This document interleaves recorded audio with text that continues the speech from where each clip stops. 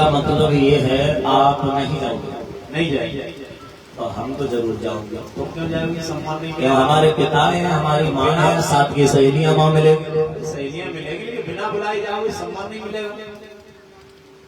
भोले बाबा समझा करके बोले सती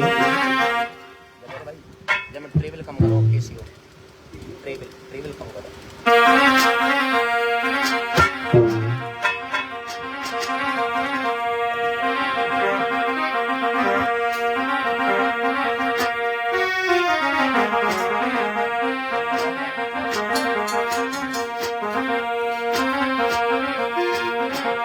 सती बोले भोले बाबा मैं तो जरूर जाऊंगी। भोले बाबा समझाए कि बोले सती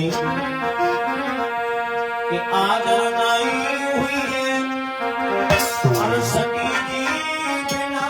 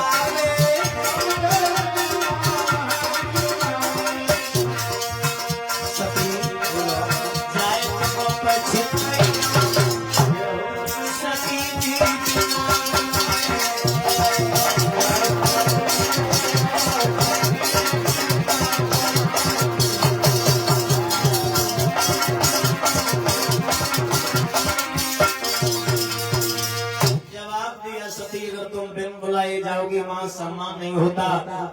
सती बोली भोले बाबा आप ही कहा करते हो गुरु पिता मित्र के यहाँ बिन बुलाए जाया जाता है। तो भोले बाबा समझा करके बोले सती बिल्कुल पागल हो, बच्चों वाली बात करती हो, तुम्हें पता नहीं है गुरु पिता मित्र के यहाँ जाया जाता है। कब जाया जाता है? जहाँ अनमन न हो, जहाँ अनमन न हो वहाँ बिन बुलाए जाया जाता है। और जहाँ बिन बुलाए वहाँ पहुंच गए लल्ला वहाँ सम्मान नहीं होता, वहाँ जाना उचित नहीं है हमारे ख्याल से। अगर अब आपकी इच्छा है अब जाना या न जाना अब आप देख लो। जब आप मैं जरूर जाऊंगी, आप जाओ चमत जाओ। तो सती भोले बाबा की पुनः बात नहीं मानी और सती पहुंच गई अपने पिता के यहाँ। यज्ञ हो रहा था अपनी मैया की तरफ निहारने लगी। मैया नहीं बोली, साथ की सहेलियां खड़ी थी, साथ की सहेलियां की तरफ निहार रही है पर लेकिन मैया की तरफ किसी ने नहीं निहारा। अपना अपमान बर्दाश्त हो गया और लेकिन अपने पति का अपमान बर्दाश्त नहीं हुआ। क्यों नहीं हुआ? कारण था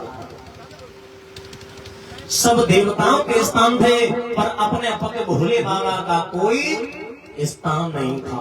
देखो स्त्रियों के अंदर मुझे ये गुण बहुत अच्छा लग रहा है हमारे ख्याल से, क्योंकि स्त्री चाहे जैसी हो और स्त्री का पति चाहे जैसा हो, स्त्री का पति चाहे जैसा जोहारी हो, शराबी हो, कबाड़ी चाहे जैसा हो, और जब अपने मायके में जब पहुंचती है अपने पति को लेकर के तो अपना सम्मान हो या न हो पर लेकिन अपने पति का सम्मान चाहती है हर बेटी। अब कछ तो बेटियां ऐसी हैं आई कपड़ों का धरू तुम पर घर तुम घर जोले दो चार घर छुए तब तक उन्हें चैन ना है। तो जो बे आए हैं संग श्रीमान जी बेचारे पानी मिले च न मिले घर में थाड़ी और ठाड़ी रहे कछु ऐसी होती। वो सबकी बात नहीं कर रही, सब तो माताएं। तो बोलिए वो भगवान की तो सती मैया को अपमान भोले बाबा का बर्दाश्त नहीं हुआ। जहाँ यज्ञ हो रहा था, यज्ञ के पास में बैठ करके अपने पति भोले बाबा के चरणों में ध्यान लगाया और अपने शरीर को जला दिया। शरीर को जैसे ही जलाया, पवन देव से आदेश दे दिया, पवन देव हो सके भोले बाबा तक मेरा संदेशा पहुंचा देना। पवन देव ने भोले बाबा तक संदेशा जैसे ही पहुंचा, कैलाश पर्वत पर बैठे भूतनाथ भोले बाबा जो रहे, जैसे ही संदेशा प्राप्त हुआ, क्रोध में आकर के लला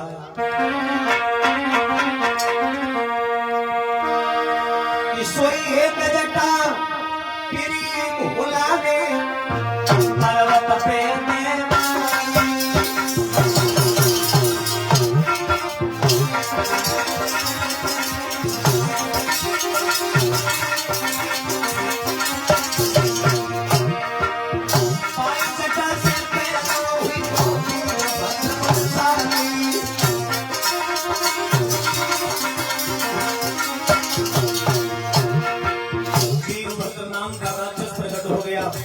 वीरभद्र नाम का राक्षस प्रकट हुआ, दोनों हाथ जोड़ता हुआ बोला,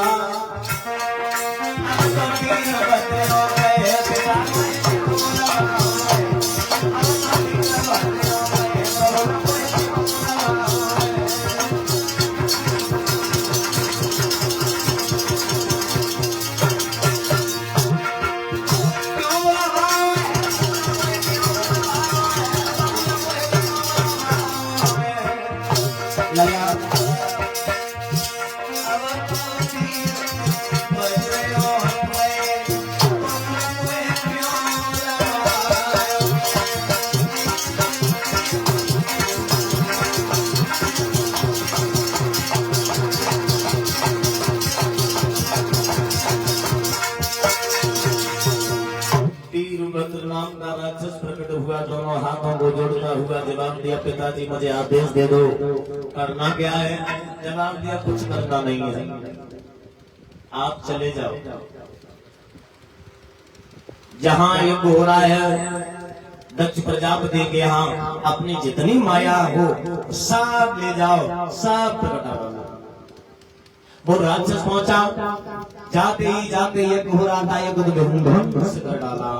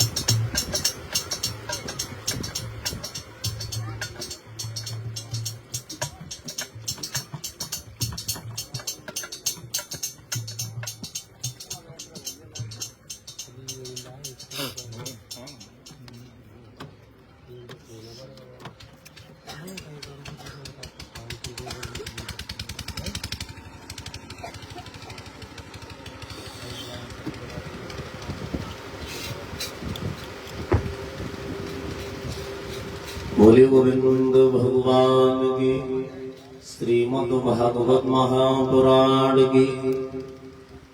और ये हमारे पास में कुछ मुद्राएं आई हैं। आलोक यादव पिताजी इसी गांव के रहने वाले हैं, 51 मुद्राओं से सम्मान कर रहे हैं। भगवान कन्हैया में सुख शांति ज्ञान होती रहे, के भंडार बढ़ते रहे। बोलिए संत भगवान की। हरिहर क्षेत्र के किनारे बैठे व्यास नंदन सुखदेव जी समझा करके बोले, हे उत्तरानंदन परिचय, जब राक्षस पहुंचा है, राक्षस पहुंचने के बाद में जितनी माया थी सब माया प्रगटाई। दक्ष प्रजापति ने जाना कुछ कहा तो सर काट दिया, सर गिरा जाकर के भोले बाबा के चरणों में, भोले बाबा के चरणों में सर गिरा जाकर के भोले बाबा से क्षमा याचना मांगी है। प्रभु समेटा है, जो ससुर दामाद की जो पैर छूता है, ससुर जो दामाद की जो पैर छूता है, ये प्रथा यहाँ से ही प्रारंभ चली है। भोले बाबा ने अपनी माया को समेटा है और समेटने के बाद में भोले बाबा दक्ष प्रजापति के घर पहुंचे। जो सती का जो शरीर था अधजल शरीर हो गया था, अधजला हो गया शरीर को धारण किया अपने कंधे पर, सारे ब्रह्मांड का चक्कर लगाने लगे। और जैसे ही ब्रह्मांड का चक्कर लगाया है और नारद ने जैसे ही देखा, जवाब दिया ये तो भोले बाबा अनर्थ कर रहे हैं। स्वयं अपनी पत्नी को लेकर के कंधे पर धारण किए ब्रह्मांड का चक्कर लगा रहे हैं। आगे कलयुग भी आ रहा है, कलयुग में पता नहीं पति अपने पत्नी को कहां लेके घूमेगा। तो भगवान विष्णु भगवान के पास में नारद पहुंचे, जवाब दिया प्रभु ये क्या मैं दृश्य देख रहे हैं, क्यों क्या हुआ? जवाब दिया भोले बाबा अपनी पत्नी को कंधे पर धारण किए हैं। तत्काल भगवान विष्णु ने सुदर्शन चक्र को आदेश दिया और सुदर्शन चक्र को आदेश देने के बाद सुदर्शन चक्र से 9 टुकड़े कर दिए मैया सती के अंग से 9 टुकड़े हुए। 9 देवियां प्रकट हो गई। 9 देवियों ने भगवान से प्रार्थना की प्रभु मैं कहाँ जाऊं? तो मैंने प्रकट को दिया, तो लेकिन मेरा काम क्या रहेगा? जवाब दिया तुम कलयुग में भक्तों की रक्षा करोगी, कलयुग में तुम पूजी जाओगी, 1 दिन 2 दिन नहीं 9 दिन पूजी जाओगी। अभी जो नवरात्रि अभी निकले हैं, जो नवरात्रि में जो पूजा होती है, बहन बेटी व्रत रहती है, इन्हीं मैया सती की ही पूजा होती है। तब भोले बाबा का क्रोध शांत हुआ और इन्हीं मैया सती ने मैया मैना के गर्भ से जन्म लिया है हिमाचल नगरी में। महाराज हिमाचल के आंगन में गिरजा नाम पड़ा है और गिरजा नाम जैसे ही पड़ा है तब भूतनाथ भोले बाबा के साथ में पुनः शादी फिर हो गई। बोलिए गोवर्धन गिरधारी लाल की। ताली बजा करके कीर्तन कराएंगे। बहुत सुंदर धार्मिक कथा कि भक्तों के घर में बिगुल बाजे, बिगुल बाजे, दैया पार्वती भोला आए।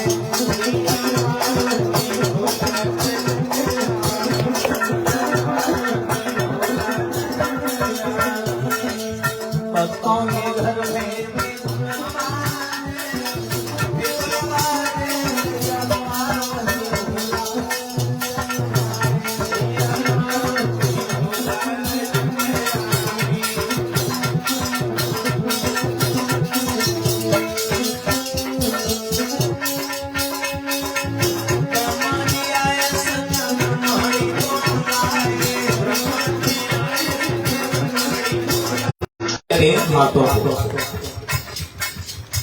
पहले भागवत हुआ करती थी।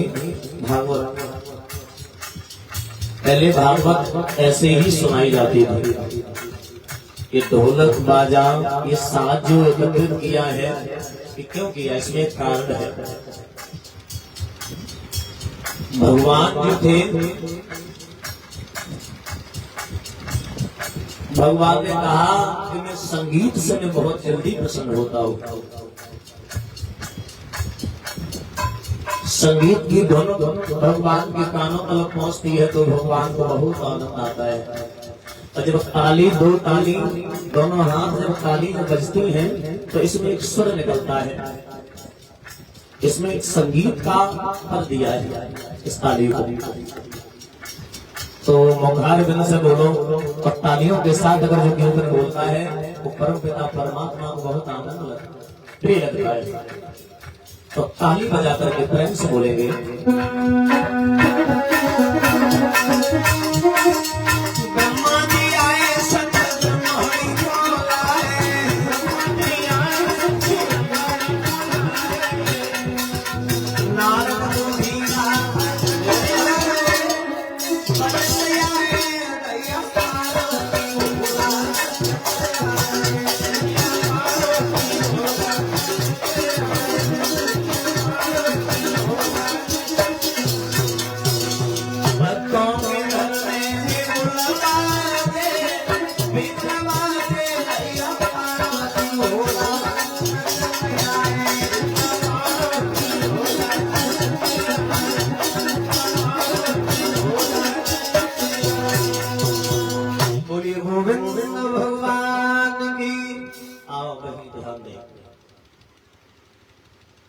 हरिहर क्षेत्र के किनारे बैठे व्यासनंदन सुखदेव जी समझा करके बोले, हे नंदन परिचय सबसे पहले राजा हुआ है प्रियव्रत हुए हैं सबसे पहले। तो राजा प्रियव्रत जब राजा हुए तो राजा होने के बाद राजा ने मन में प्रण किया कि मैं शादी करूंगा तो इस पृथ्वी के साथ में शादी करूंगा। जो विवाह शादी होती है जो 7 भावनाएं पड़ती हैं ये कहां से प्रारंभ हुई आप हम आपको बताते हैं। तो राजा प्रियव्रत शादी करने के लिए पृथ्वी के साथ में चला। पंडाल में बैठे पिता समान बुजुर्गों ध्यान देना कि शादी को तैयार रहे कि बोल सूरज बंसी छैया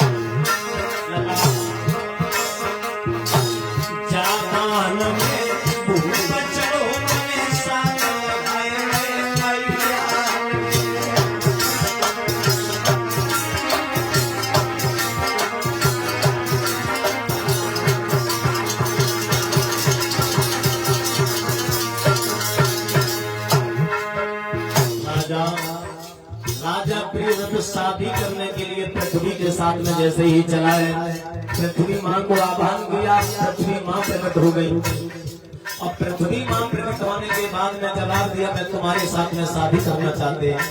जवाब दिया शादी कैसे हो जाएगी शादी ऐसे नहीं होगी। कैसे शादी होगी शादी में एक शर्त है। क्या शर्त है कि तुम हमारे साथ चक्कर लगा दो तो हम शादी तुम्हारे साथ कर लेंगे। पृथ्वी के बताए पृथ्वी के साथ चक्कर लगा देगा। तो मैया ने ये सोचा ये चक्कर लगा नहीं पाएगा तो राजा प्रियव्रत चक्कर लगाने के लिए जैसे ही चला है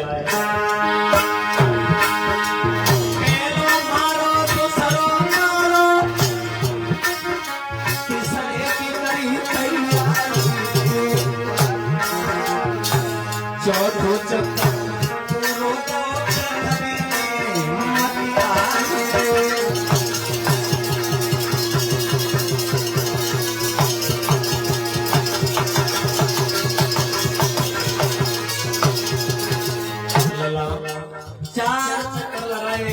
तीसरे चक्कर पर मैया ने कुछ नहीं सोचा और जैसे ही चौथा चक्कर लगाया पृथ्वी मां अंदर से परेशान हो गई। अंदर से परेशान हो गई। अब तो 7 चक्कर बताए थे 4 तो लगा दिए अब चक्कर 3 रह गए। जो इंसान 4 लगा देगा तो 3 क्यों न लगा पाया। तो पृथ्वी मां ने राजा के साथ में छल कर दिया। छल क्या किया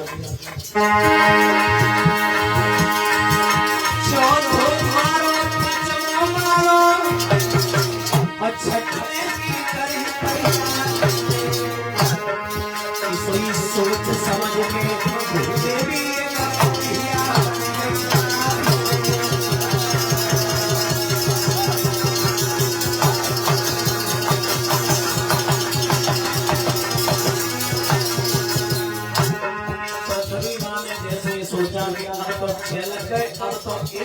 रह गया। अब तो ये लगा ही देगा। पृथ्वी मां छठवें चक्कर में एक भूमि अवस्था में स्त्री का रूप लिया और रास्ता में बैठे। राजा प्रियव्रत 6वां चक्कर लगाने के बाद 7वां चक्कर लगाने के लिए जैसे ही चला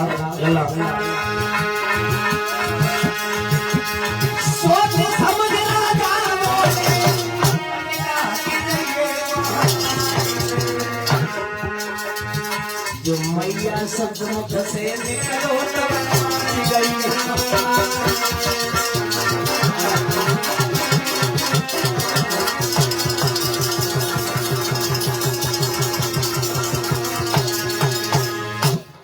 जवाब दिया है माँ, मुझे रास्ता छोड़ दे, मुझे 9 चक्कर लगाना है, 7वां चक्कर। और जैसे ही 6 चक्कर लगाने के बाद 7वें चक्कर में माँ कहा है, पृथ्वी माँ खड़ी हुई वही नाचने लगी। जवाब दिया, अब तो बात बनेगी, अब तो बात बनेगी। जवाब दिया, क्या हुआ, आप नाच क्यों रही हो? सोई पृथ्वी माँ ने जवाब दिया, राजन, क्योंकि राजाओं के पास में न्याय होता, आप हमारे स्वयं सामने राजा खड़े हैं, आप ही न्याय कर दो कि मुझे माँ का दर्जा दोगे या पत्नी का दर्जा दोगे। जो इतने शब्द सुने राजा प्रियव्रत समझ गया मेरे साथ में चल गया। राजा प्रियव्रत ने कहा, माँ, हमने अपने मुखारविंद से तुझे माँ का दर्जा दिया है, तुझे हम माँ का ही दर्जा दूंगा, मैं पत्नी नहीं बनाऊंगा, मैं पत्नी नहीं बनाऊंगा। तू मेरी माँ है, माँ का है। एक वचन भी दे रहे हैं माँ, जब तक तू स्थित रहेगी मैं तेरे ऊपर में पैर नहीं रखूंगा। एक बच्ची बहन बगल में मरा पड़ा हुआ था, शरीर को छोड़ा राजा ने, उस पक्षी में वास कर गया, जिस पक्षी का नाम था हरियल। शायद बुजुर्गों ने देखा हो, वो पक्षी आज भी मौजूद है, आज भी मौजूद है। शरीर राजा ने छोड़ा, पक्षी में वास कर गया, पक्षी उड़ गया, आज भी वो पक्षी मौजूद है। आकाश में उड़ता रहता है, वृक्षों पर बैठता रहता है, और जमीन पर आता है तो सूखी लकड़ी को दबा करके बैठता है। आज भी उन्हीं के छोटे भाई हुए हैं महाराज उत्तानपाद, जो महाराज उत्तानपाद हुए हैं, इनकी शादी हुई है। बहुत सुंदर पतिव्रता स्त्री थी जिसका नाम था सुनीति। सुनीति का अर्थ होता, सुनीति का मतलब होता सुमाने अच्छे और नीति माने विचारों वाली। जो स्त्री विचारों की अच्छी हो वो हर माँ सुनीति हो सकती है। रूप की सुंदरता से स्त्री सुंदर नहीं होती, जिसके सुंदर विचार होते हैं वो स्त्री हद से ज्यादा सुंदर होती है। कहते हैं अति गुणी सु निर्धनी, अति सुंदर सु बाँझ। जो स्त्री हद से ज्यादा गुणी होती है उसके पास में धन नहीं रहता है। जो स्त्री हद से ज्यादा सुंदर हुआ करती है वो अधिकांश बाँझ हुआ करती है। अति गुणी सु निर्धनी, अति सुंदर। पीछे कौन है?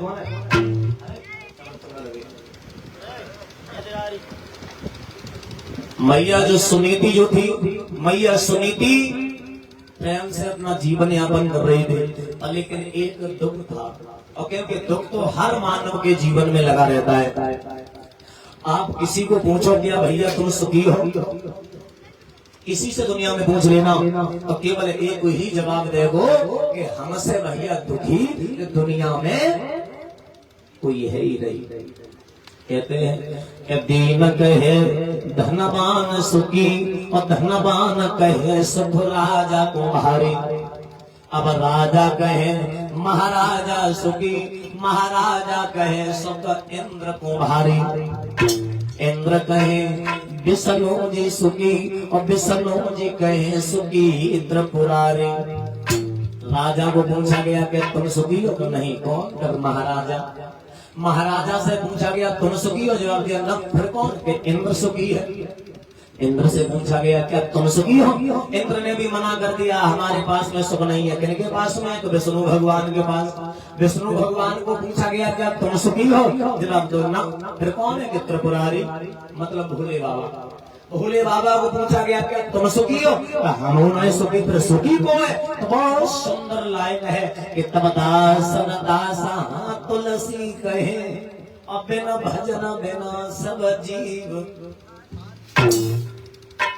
सुख तो संतों के पास में होता और सुख तो भगवान के भक्तों के पास में होता। जो भगवान के भक्तों के पास में सुख होता वो दुनिया में कोने में सुख आपको नहीं मिलेगा। आप सोचो कहीं तीर्थ कर आए, ऋषिकेश, हरिद्वार, प्रयागराज, कहीं चले जाना, वहां सुख मिल जाए, वहां आपको सुख नहीं मिलेगा। पहले सुख के लिए खुद को परिवर्तनशील करना है, बदलना है, लेकिन ऐसा नहीं कर पाते, सुख नहीं मिल पाता है। धीरे धीरे मैया जो रहे आंगन में बैठी रहे, माँ के मन में एक बात आ गई, जवाब दिया, क्या बताऊं, मुझे चिंता इस बात की है, हमारे किसी संतान ने जन्म नहीं लिया है। बांदी को पास बुलाया, बांदी तुम चली जाओ, हमारे महाराज को हृदय सम्राट को बुला के लेके आओ। और जो स्त्री पर पुरुष की तरफ दृष्टि डालती है वो पतिव्रता स्त्री नहीं रहती है। अब वो मां पतिव्रता स्त्री ने बांदी को पास भेजा कि जाओ पिया को बुला के लाओ। पिया जैसे ही आए, कलाई पकड़कर कुछ आसन में बैठा लिया, जवाब दिया, क्या क्यों बुलाया, क्या कारण है? जवाब दिया, पिया कारण है इसलिए बुलाया, मुझे बहुत बड़ी चिंता लगी है संतान को लेकर के। राजा ने जवाब दिया, बिल्कुल पागल हो, तुम्हें बुद्धि नहीं है, बुद्धि नहीं है। सुख देना और देकर छीन लेना केवल परम पिता परमात्मा के हाथ में होता है। रानी बिल्कुल पागल। और चिंता करने से दुख कभी कम नहीं होता, दुख दोगुना होता है। चिंता का मतलब पता है, चिंता और चिता में केवल एक बिंदी का अंतर होता। बिंदी लगा दी चिंता हो गई, बिंदी को हटा दिया चिता हो गई। न चिंता की तरफ जाना चाहिए, न चिता की तरफ जाना चाहिए। महाराज समझा करके बोले हैं, रानी ये चिंता बड़ी चिता से है, और अमर को मेरा जीव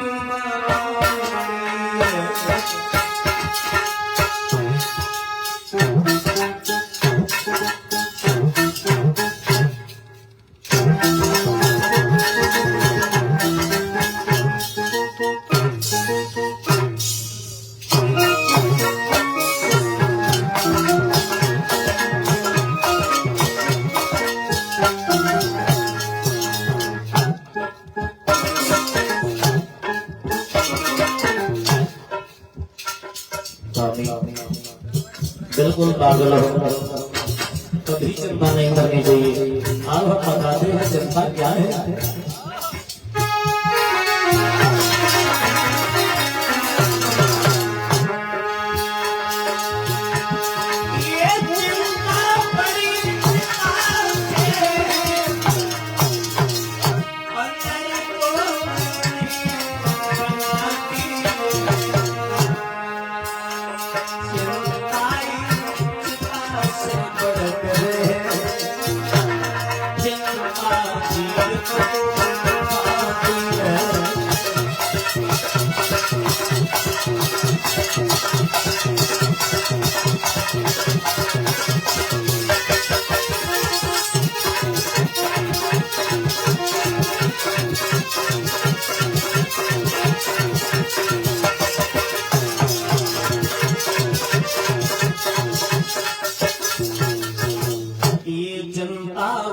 चिता से पन्नर को निर्जीव बनाती है, चिंता ही चिता से बढ़कर है, चिंता जीवित को खाती है। ये चिंता मुर्दा को जला देती है, ये चिंता शरीर तो रहता है पर किसी लायक नहीं रहता है। इससे आप दूर रहो। जो इतने शब्द सुने हैं, जवाब दिया, पिया मैं मर जाऊं, मैं क्या करूं, मैं कहां जाऊं, हमारे किसी संतान ने जन्म नहीं लिया, मैं क्या कर सकती हूं। महाराज उत्तान बात बोले, रानी मैं क्या करूं, कि एक काम कर लो, क्या कि आप शादी दूसरी कर लो। बिल्कुल पागल है, अरे शादी करना, तुझे पता है मौत को दावत देना, मौत आ जाए पर लेकिन घर में सौत ना आए।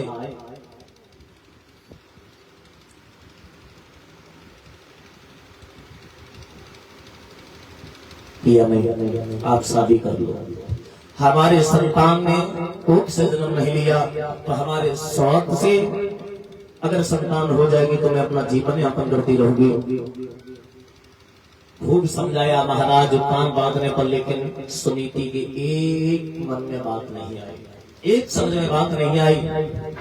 तो सुरुचि के सुनीति के कहने पर सुरुचि से शादी जैसी करके लेके आए। दरवाजे पर डोला आ गया, डोले में बैठी हुई है। बांदी को भेज दिया, बांदी चली जा मेरे यहाँ आ गए हैं, मेरी शौक को लेकर के आ। बांदी जैसी गई है, दोनों हाथ जोड़े जवाब दिया, महारानी साहिबा डोला से कदम नीचे रखो, डोला से कदम नीचे रखो, आपको बड़ी वाली रानी याद कर रही है। जवाब दिया क्या आप पहले से रानी है? जवाब दिया हाँ महारानी, इस महल में महाराज की पहले से शादी हुई थी। जवाब दिया क्या? हाँ। महाराज को बुलाओ। उत्तान बात को जैसे ही बुलाया गया, जवाब दिया महाराज क्या तुम्हारी पहले से शादी? जवाब दिया बिल्कुल। खून खुल गया, बहुत खून खुल गया। जवाब दिया मेरी बात सुन, जब एक तुम्हारे रानी थी तो हमें व्यर्थ क्यों लाए हो? तो संतान बढ़ाने को काफी थी।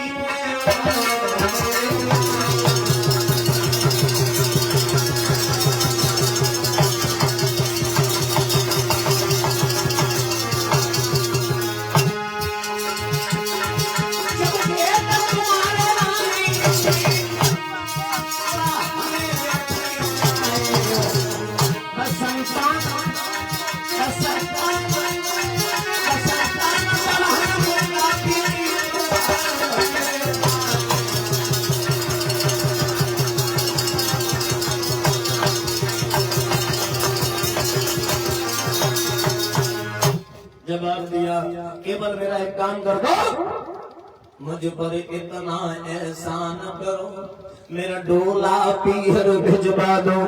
तुम सौत के संग में ऐसा करो, मुंह को पीहर में भिजवा दो।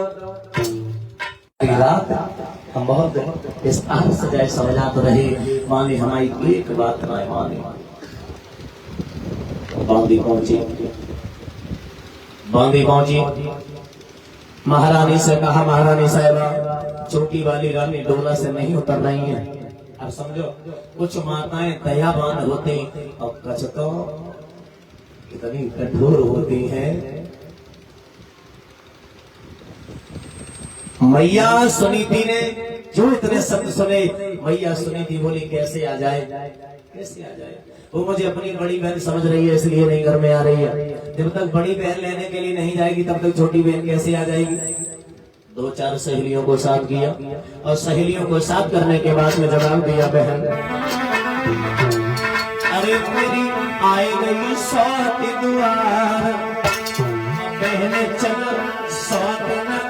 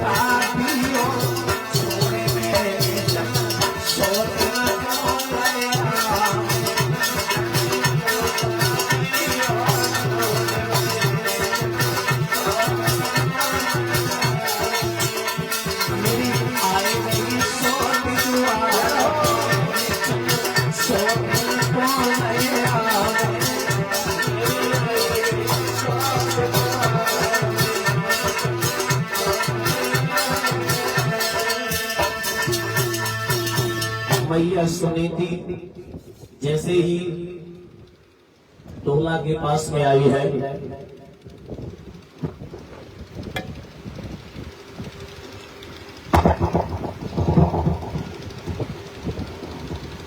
डोला के पास में जैसे ही आई है,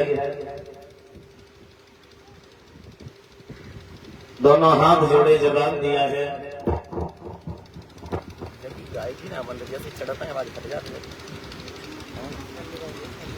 711 है।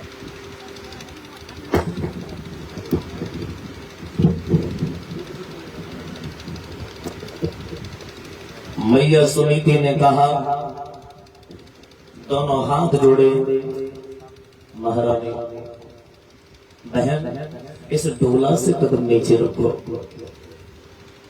डोला से कदम नीचे रखो। मैं आपकी दासी के समान घर में कार्य करती रहूंगी।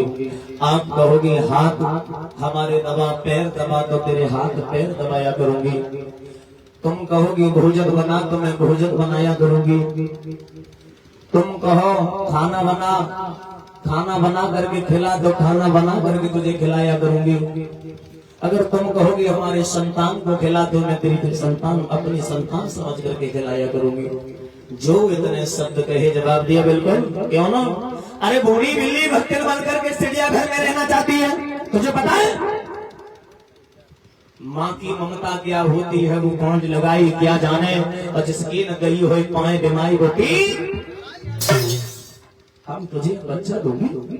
अरे मैं जब तुझे अपना बच्चा दूंगी तो गला घोट के मार देगी, तुझे तो ममता ही नहीं है। क्या संतान की ममता होती है। मैं तुझे बच्चा नहीं दूंगी, नहीं दूंगी। लात निकाली और लात निकाल के डोला से मैया सुनीति के पीठ में जैसे ये लात हमारी मैया पछाड़ गिर गई। अच्छा खा करके जैसे ही मैया गिरी है, मैया की आंखों से अश्रुधारा बहने लगी। जवाब दिया बहन, ये सब मेरी किस्मत की बात है। हमारी किस्मत में आज लात बदी थी, वो लात भी मुझे मिल गई। बहन तेरा इसमें कोई कसूर नहीं है। दोनों हाथ जोड़े, आंखों में आंसू लेकर के वो माँ बोली है, बहन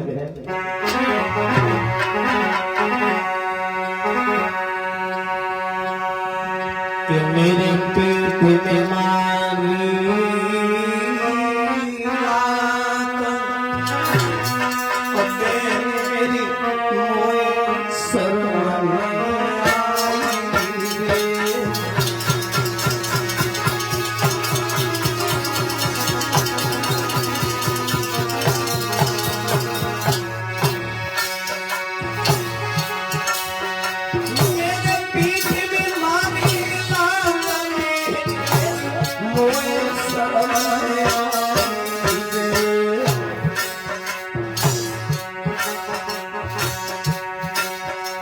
मेरी बुद्धि में पत्थरा सकी नहीं आई।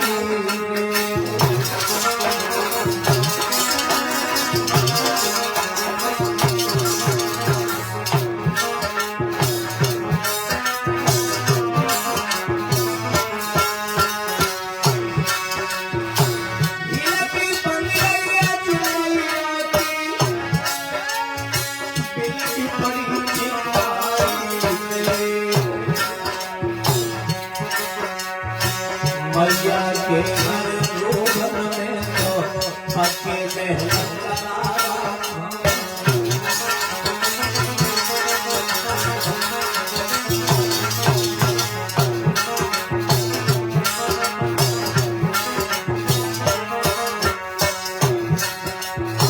जो दुर्ग बनो पाया मेरी जीवन लपेटा था। इतने महाबली डोले जाने के नहीं लगा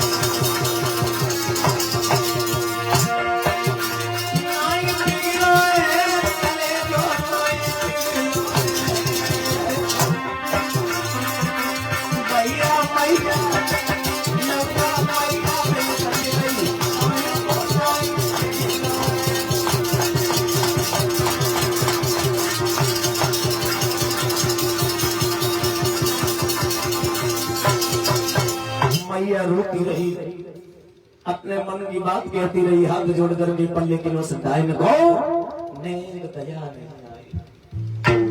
जवाब दिया, मैं रहूंगी तो ये नहीं रहेगी, ये रहेगी तो मैं नहीं रहूंगी। अब फैसला आपके हाथ में है, करना क्या है। जवाब दिया, उत्तान बात बोले, सुनी थी तुझे हम सारी रात समझाते रहे पर लेकिन तेरी बुद्धि में एक बात नहीं घुसी। अब क्या करोगे, तुम घर से बाहर जाओगी या घर में रहोगी।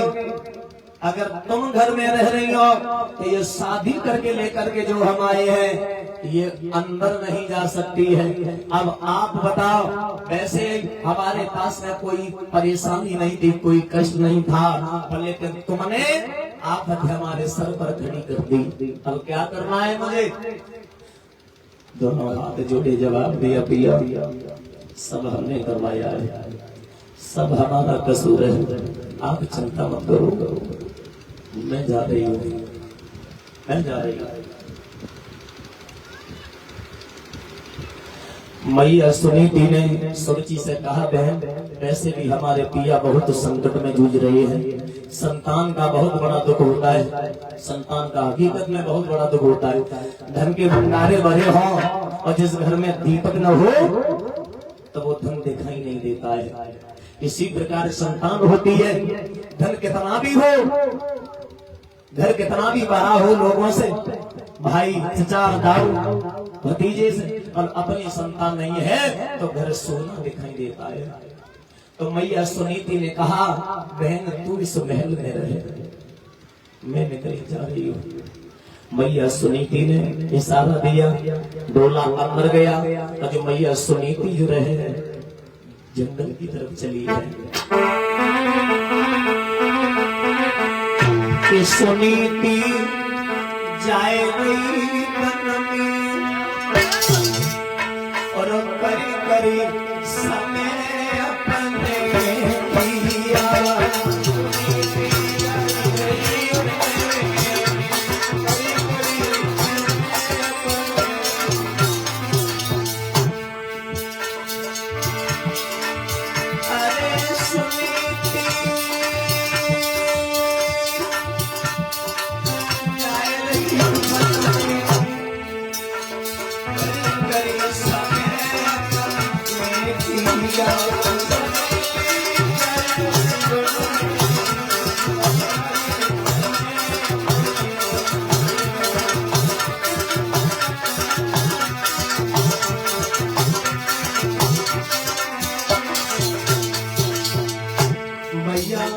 कहते हैं जिनके हाथ में लोई और बापू सब कोई।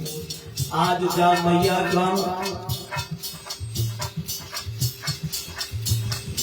राज था, हक था, तो अब एक क्षण में वो बनवासी हो गई, जंगल में जा रही है, भटक रही है। मैया सुनीति रोज अपने याद कर रही है, बोली है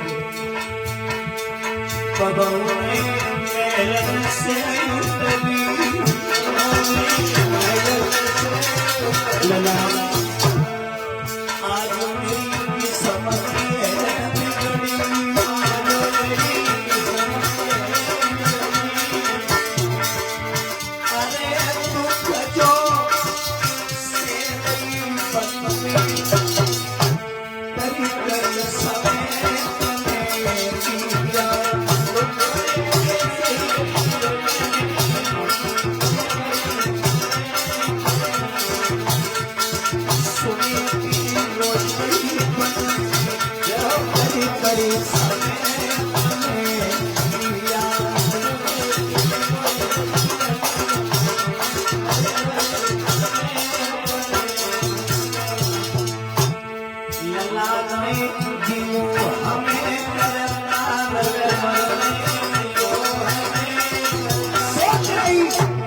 मैया जंगल में जा रही है, तुम्हारे नए दिलो हमें करता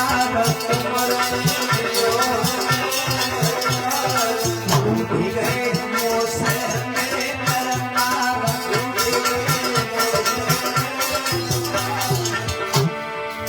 अरे मैया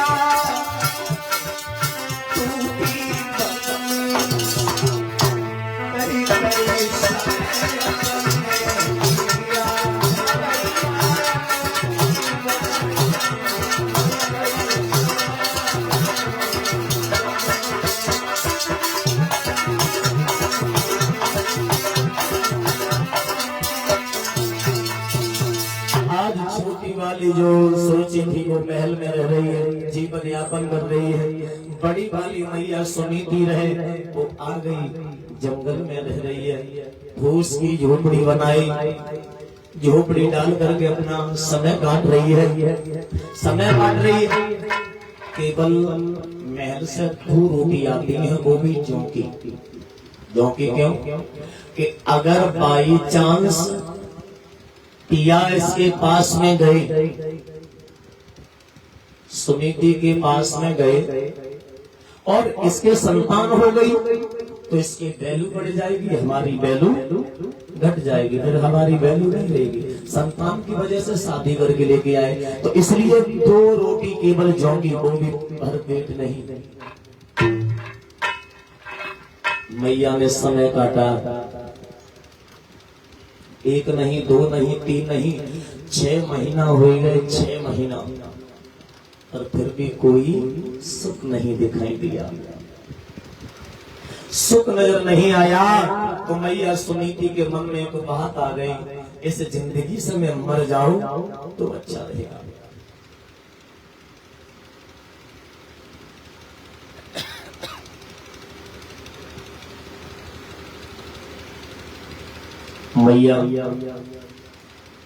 मैया सुनीति ने रात्रि के वक्त अपने हृदय सम्राट के चरणों में ध्यान लगाया।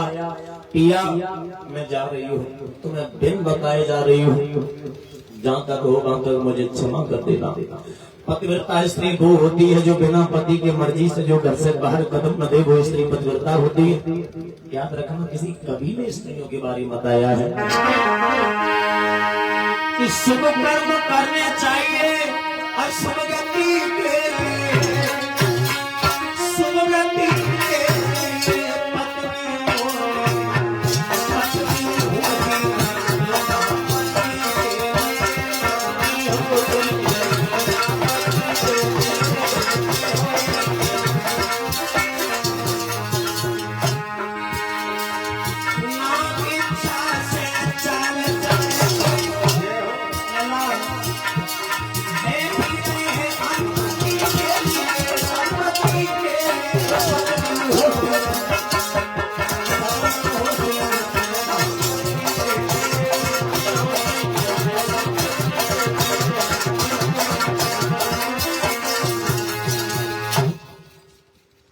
याद रखना, शुभ कर्म करने चाहिए शुभ गति के लिए। अच्छे कर्म क्यों करता मानव? हमारा अच्छा हो। शुभ कर्म करने चाहिए शुभ गति के लिए, और पत्नी होती है पैदा पति के लिए। ना इच्छा से चाल चले कोई और बैठी रहे अनुमति के लिए, पत्नी होती है पैदा पति के लिए। स्त्रियां माताएं किसी से कम नहीं है। पति परमेश्वर होता है, पति ईश्वर से बढ़ के होता है। आप न मानो तो आओ हम प्रमाण देता हूं। सती अनुसुईया सावित्री का सबने नाम सुना होगा, और मैया जो अनुसुईया जो थी, अनुसुईया मैया अनुसुईया ने अपने पति की इतनी सेवा की, इतनी सेवा की, जो कि दुनिया में नाम हो गया कि अनुसुईया कितनी पतिव्रता स्त्री कोई अब तक है नहीं। भोले बाबा की पत्नी, ब्रह्मा जी की पत्नी, विष्णु भगवान की पत्नी, तीनों देवियां आपस में बैठी थी। तब तक नारद आ गए, आपस में बातें कर रही थी, और लेकिन फैसला नहीं हो पा रहा था। वो कह रही थी हम पतिव्रता है, दूसरी मैया बोली हम पतिव्रता है, तीसरी बोली पतिव्रता हम है। तो तीनों देवियों में से फैसला नहीं हो पा रहा था। तब तक नारद आ गए। नारद से तीनों देवियों ने कहा, अच्छा नारद तुम बहुत अच्छे समय पर आ गए, अच्छा मुझे ये बताओ पतिव्रता तीनों देवियों में से कौन है? तो नारद तो विसर्ग करने वाले हैं, तो नारद तो सत्य कान वाले हैं। तो नारद ने जवाब दिया, मैया न तुम हो न तुम हो न तुम हो। सबसे बड़ी मतलब पतिव्रता तो आप भी हो, पर सबसे बड़ी पतिव्रता कौन है? सबसे बड़ी पतिव्रता मैया अनसुईया। अब तीनों देवियों के क्रोध आ गया। अब तीनों देवियां ये समझ रही थी आपस में कि नारद जब कहेंगे तो हमारा नाम लेंगे, वो सोच रही थी हमारा नाम लेंगे, और तीसरी सोचे मैया का हमारा नारद नाम लेंगे। तीनों देवियों को छोड़ करके अनसुईया का नाम लिया। तो तीनों देवियों के पेट में पानी होएगा। तो तीनों देवियां अपने अपने घर पहुंची। भोले बाबा की पत्नी भोले बाबा से कहने लगी, भोले बाबा चले जाओ, अनसुईया की परीक्षा लेके आओ। कि क्यों? कि हमने सुना अनसुईया कितनी कोई पतिव्रता स्त्री नहीं है। जवाब दिया हकीकत में नहीं है। तुम ही कहते हो, जवाब दिया हम भी कहते हैं। तो भोले बाबा की पत्नी ने भोले बाबा को भेजा, विष्णु भगवान की पत्नी ने विष्णु भगवान को भेजा, ब्रह्मा जी की पत्नी ने ब्रह्मा जी को भेजा, तीनों देवताओं को भेजा। जवाब दिया जाओ परीक्षा लेकर आओ। तीनों देवता जब पहुंचे संत का भेष बनाया, संत का भेष। और जैसे ही मैया अनसुईया की कुटिया में जैसे ही पहुंचे, मैया अनसुईया से आवाज लगाई, मातां भिक्षां देहि, मातां भिक्षां देहि। मैया अनसुईया भोजन लेकर के आई। अब भोजन लेकर के आई है तो मैया अनसुईया से कहा, मैं ऐसे भोजन नहीं करता, मैं भोजन करता हूँ जो स्त्री नग्न अवस्था में कराए।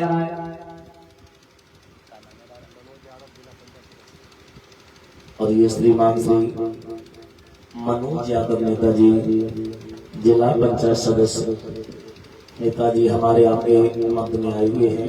एक बार ताली हो जाए आओ, दो लाइन नेताजी के लिए।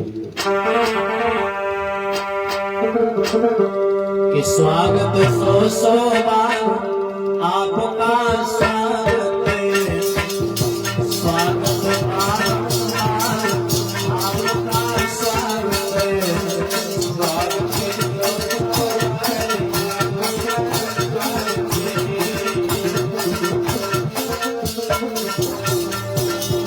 बड़े बड़े भागी हमारे, मनोज भैया यहाँ पे पधारे, नेताजी यहाँ पे पधारे,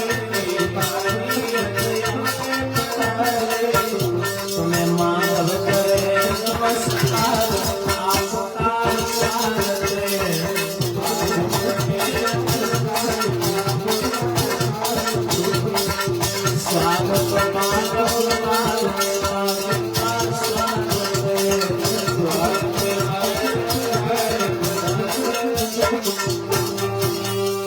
ऐसे नेता बहुत कम होते हैं, क्योंकि आजकल है ना, जो भी नेता लोग जो भगवान की कथा में आते हैं, भगवान कथा में आने के बाद माइक लेते अपनी बात रख के चले जाते हैं। केवल वोट देना, हमें देख लेना। भगवान की कथा में कभी टांग नहीं अड़ानी चाहिए, ये तो समझदारी होती है। बोलिए गोविंद भगवान की, श्रीमद् भागवत महापुराण की, संत भगवान की। आप वहीं देख लेते हैं। आप ताली बजा करके कीर्तन हो जाए तो उसके बाद में हम लला क्यों डाली बनवारी, गले माला क्यों डाली,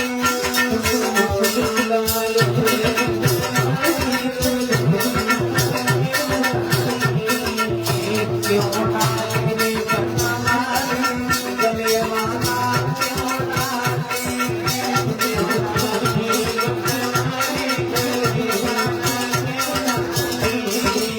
तुम तो कन्हैया में गैया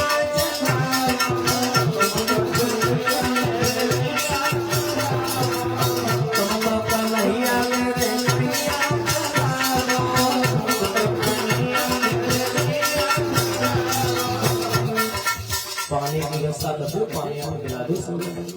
गर्मी इतनी पड़ी है, एक दो लोग खड़े हो जाओ, पानी आने की व्यवस्था तुम्हारी। तुम तो कन्हैया मेरे नैया चलाओ, तुम तो कन्हैया मेरे नैया चलाओ। ये हवन दबे चलाए, माना क्यों